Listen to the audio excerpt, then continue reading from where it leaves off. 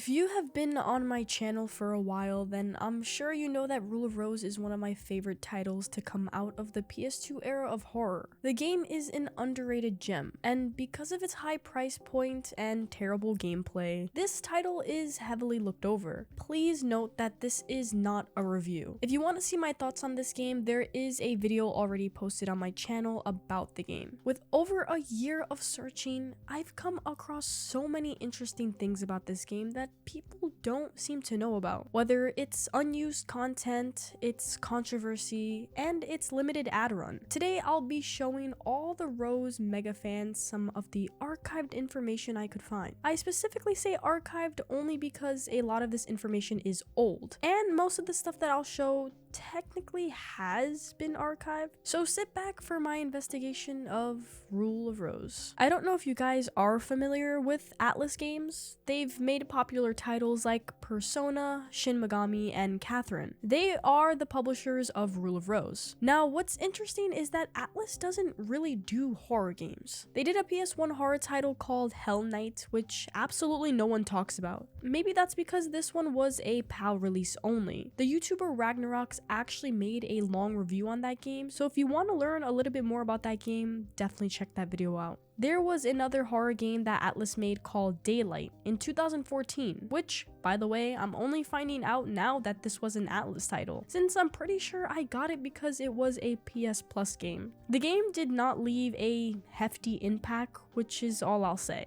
We can just note that Atlus mainly does what they do best, and that's publishing RPGs. What I find very interesting is that if you go on the Atlus game website and scroll down, Rule of Rose is nowhere to be found. Damn, they must not want to take any credit for their work. I won't come at them for that though, since a lot of their games weren't on this list either. I also checked Wikipedia to see if I could find it on their list of games, but it wasn't there either. Rule of Rose was published by Atlus in the US and was developed by Punchline, so I'm trying to figure out why Rule of Rose is always left out of Atlus when they published it. My guess is PAL versions were published by different companies. That could be it, but it's my guess. If you do know the answer to that question, please write it down below. One cool detail to take note of is the game's cover art. For the most part, PAL and North American cover arts always look different. Look at the covers for the Silent Hill games, or another one like Kuon, for example. There's always a pretty distinct difference from each other. If you look at Rule of Rose though, it's exactly the same for the most part. Little to no localizing at all. I don't know if I'm happy or sad about this, because we'll never see an alternative cover art, but at the same time, the cover art is so unique, and it's one of my favorites to come out of a PS2 game.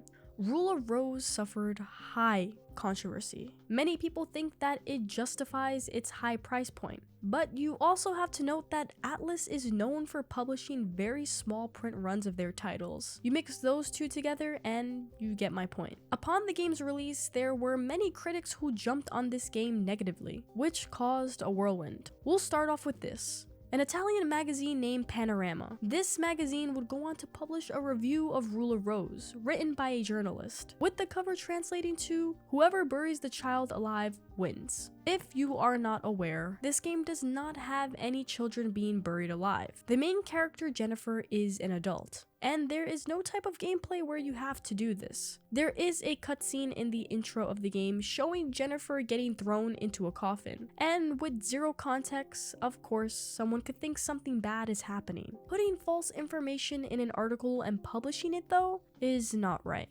The journalist proceeded to write that every single frame is dripping with perversion, and every scene features homoerotic and sadistic subtext, which we were not just ready for. If you've played this, then you can counter that this argument is completely false. What the journalist did was take a game's context completely out of proportion, proceeding to villainize it because he didn't understand, which led to its downfall. It's crazy how one journalist's voice could essentially start a whirlwind of disaster. The Times newspaper would go on to have Rule of Rose in front of their paper with the headline, "Violent children's game investigated by Europe." Children's game? That headline was a misconception of the spreading rumors and would make the situation even worse than it was. This game was spreading controversy in Poland to the United Kingdom. French deputies even tried to insinuate a bill to ban the game. politician Frano Frantini would release a letter talking about how shocked he was on this game. He spoke on the cruelty and brutality that the game featured. I am almost positive that this man did not play this game and only made a decision due to the people's outrage. This game would get banned in the United Kingdom.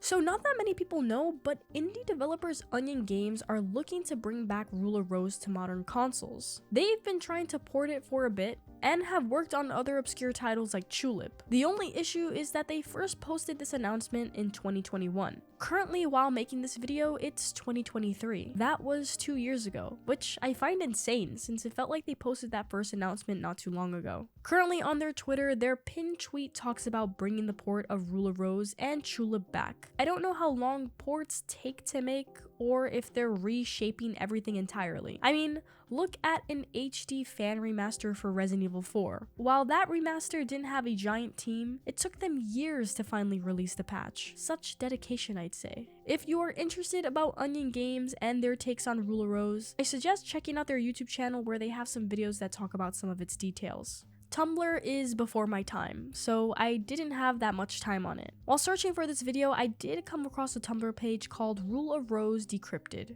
This Tumblr was primarily for uncovering secrets on the game and any little hidden details that people might come across. There are mainly unused textures, cheats, and secrets on this page. Now, I can't go through everything, but I'd like to highlight some of the most interesting stuff I found while scrolling. Here is a tweet of some of the fan art from Rule of Rose, which looks so cool. You can see the drawings of the monsters and how they came to be. Another one I'd like to point out was a detail that didn't make it into the final game, which was having Jennifer without the brooch on her neck. It's a small detail, but trust me, fans eat up stuff like this. This user pointed out a whole list of details on some secrets in each chapter. I'd suggest pausing the video to read each one, as these can be spoilers for people who haven't played or seen in the game. Now, many of these posts are hacks around the camera that allow you to see things close up and a whole bunch of unused textures. There are a few other websites and forums that talk about those specific things though. There is a website called the Cutting Room Floor, which is specifically set for all unused textures and animations for the game. Let me tell you now, there are a lot of unused animations for this game. Like, a lot. And most are from the page we were talking about earlier, because you can see their watermarks on all of the photos. Martha Carroll's animations were something that caught my attention, because she wasn't really a prevalent character in the game. These animations show that she was going to be a boss battle in some point in time. I know she's just tied up, but the crayon color on her body mixed with the knots make her look like one of the more unnerving possible battles. I can only imagine what she was supposed to sound like. Even though you can find a lot of textures on the Tumblr forum, you can also find some more textures on this website too. Now we move to a really interesting channel on YouTube called 2D Sunset. This channel only has a shocking 796 subscribers, but has a lot of cool videos on its channel. I mean, we are talking loads of content. A lot of voice audios of characters, restored audio and text video, and unused weapons. Now, of course, I'm not 100% if all of these are from the creator itself, but it makes it easier to have everything in one place. They posted a video of an unused cutscene with audio, which I'll show to you now.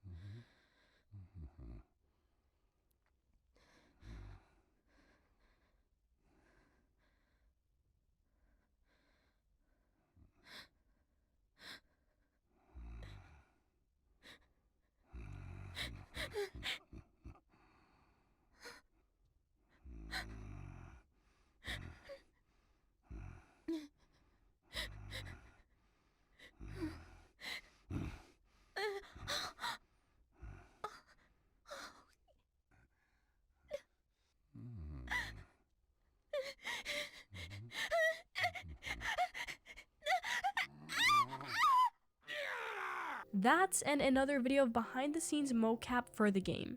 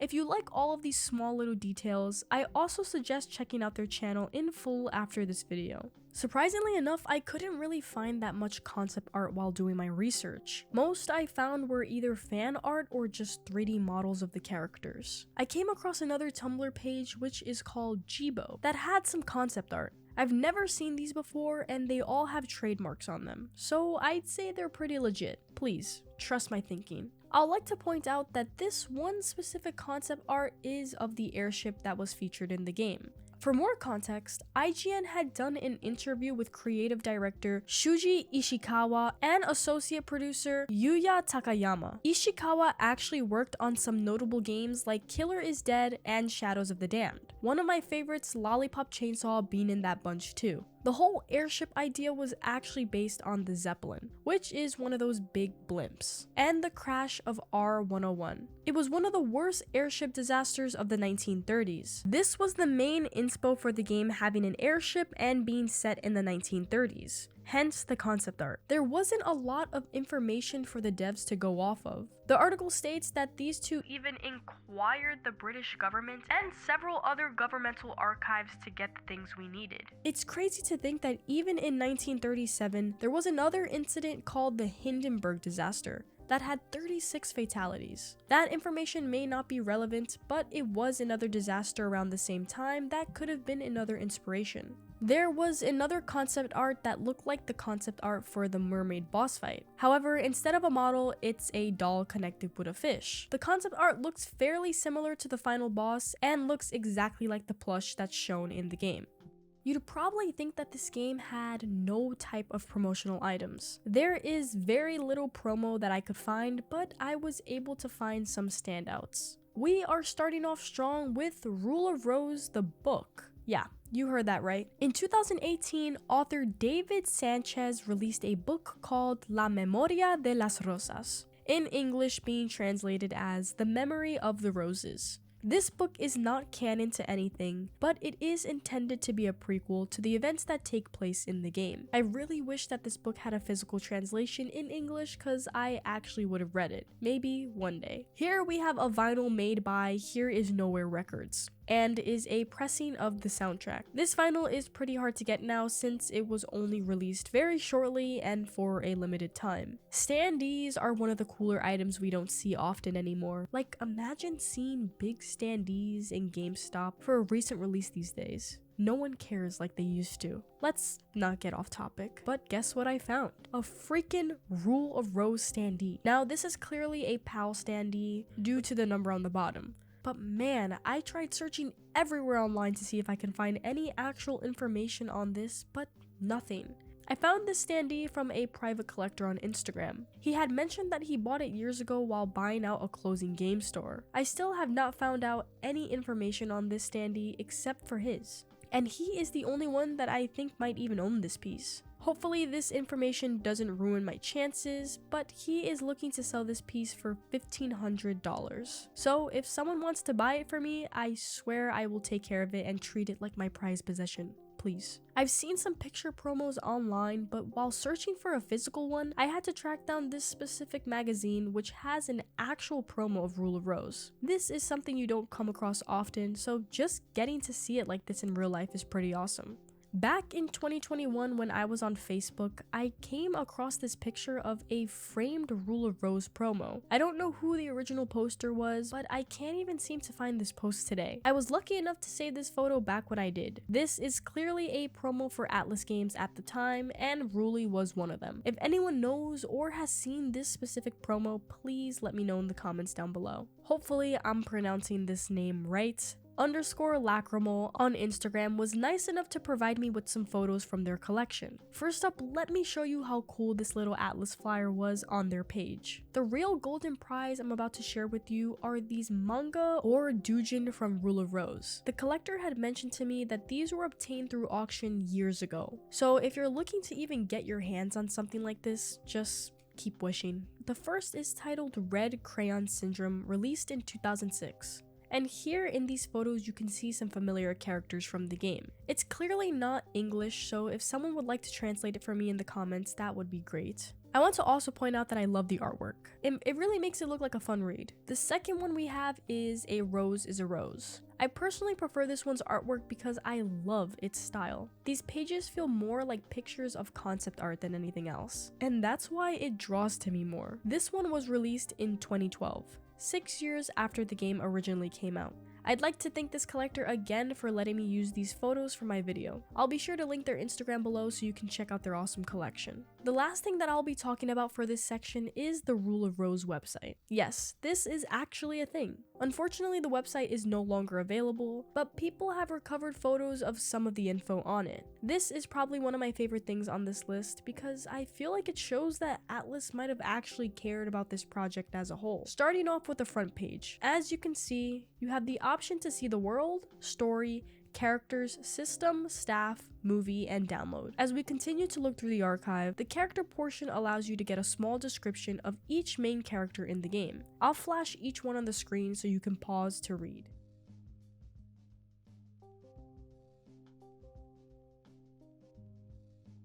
The download section allows you to download some small icons from the game that you can use personally or for a profile picture of some sort. They also provide some wallpapers for you to download as well. I really like that they have storybooks as downloadable PDFs. If you're not aware, the game plays out similar to a storybook, so these pieces are extremely vital to the story. The special interview discusses the surreal world of the game and its high quality imagery. The interview goes on to say that Rule of Rose is a milestone in gaming history. Previously talked about Ishikawa is a feature here. An excerpt from a magazine article which says, "It began when SCE asked us if we could create a horror game. We discussed this within Punchline and agreed on a type of game that we wanted to make. If we were going to work on anything, we wanted to do something that was new and different for us. Something that would make an impact on people. So we simply asked, what kind of game would command a presence in the horror genre? What kind of game had not been done before? This led naturally to the theme of darkness in children, from an adult perspective." The story section highlights some crucial parts from the start of the story, and a gist of what's going on. 1930s England, the year that marked the start of the age of the Great Zeppelins. A mysterious story is spreading among the children in one town. The park is dangerous after dark. You'll be eaten by stray dogs. People who are eaten are confined to a zeppelin in the sky, and can never leave. Be sure to pause here to read the rest of the slides. The final portion of this website has a lot of information, from the foundation of the game to combat, even specific events. Here you get to learn a little bit about how you're going to be playing the game and what the main objectives are. You get some concepts of the social ranking that takes place among the aristocrats, and what gifts you must bring back to the aristocrats, which are the children you'll be dealing with for most of the game. If you've been watching and still have not played the game, a lot of the objectives Jennifer must do are bringing gifts to these kids so she can get higher on the social ladder. A Twitter user by the name of Unlucky Girl runs a fan page dedicated to everything Rule of Rose. If you are looking to learn more about the lore, I recommend checking out this account. They're trying their best to gather all the extra information on this game in one spot. This is a little side note, but this account also posted a picture of their little Ruly collection, and this doll of Jennifer is so adorable. I need it.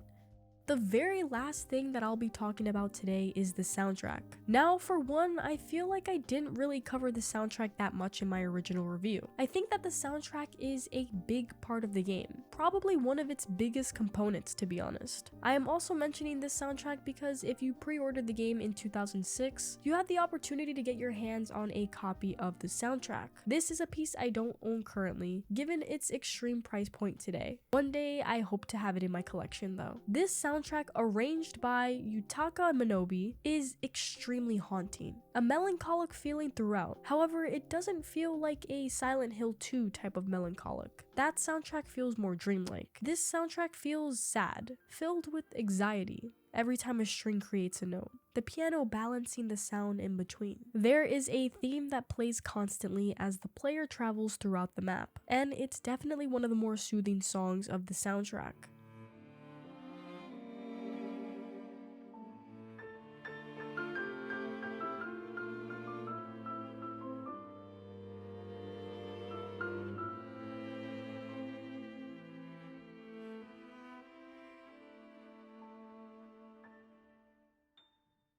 It allows the player to feel calm, wanting to explore what lies ahead. However, we bring that string up again. The strings in this piece alert the player that while calm, there are still things that lie ahead. The second piece that stood out to me was the boss fight one. Jesus, with the terrible gameplay and this tune playing in the background, you can feel nothing but stress at every given second.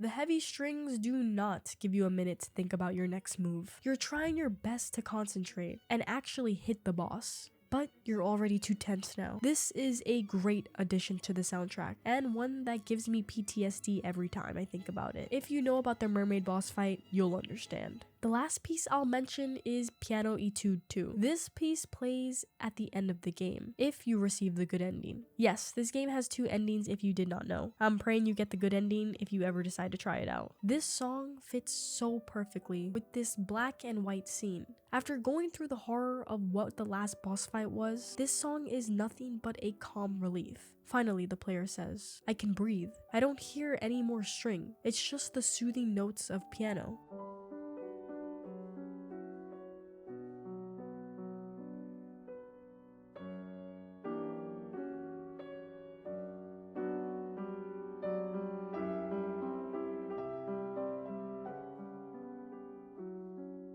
If you listen to this song, you can feel some sort of sadness, some sort of pain, processing the insane twist that just so previously happened. It almost makes me shed a tear. I feel like this song might not hit as hard to players who haven't played, but as stated before, when you get to this part, the weight of the story rains down the hardest. A love suicide. This is the only song in the soundtrack that has lyrics. One of the devs from Onion Games had specifically made a video on the soundtrack. その愛っていうのがいかにこう人を束縛したりとか気が狂ったりとかなんか愛でするかっていうところを女の子同士の愛をこんな日本語で僕がちょっと書いたりとかもしてこうバスでラブスイサイドできたんだけどOverall, I don't know if Rule of Rose would have done better as a live-action movie, or maybe it would have been better if they had some times to fix the biggest thing about any game, its gameplay. There are a lot of things we still don't know about this game, I fear. Every day I feel like I'm learning something new about this title, and that's one of the reasons why it's still in my top 10. If you are a mega fan of Rule and have any more hidden secrets about the game, please feel free to comment them down below because I'll love to hear from you guys. Thanks for watching, and I'll see you later.